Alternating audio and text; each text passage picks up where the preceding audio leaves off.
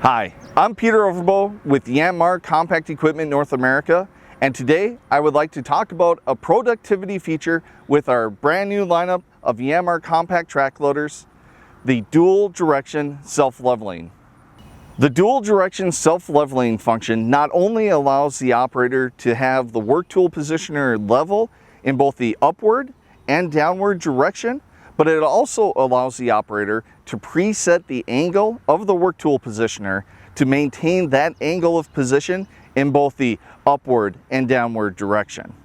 To activate the dual direction self-leveling feature, the operator must first place the work tool at the pre-selected position, whether that's at an angle or level with the ground.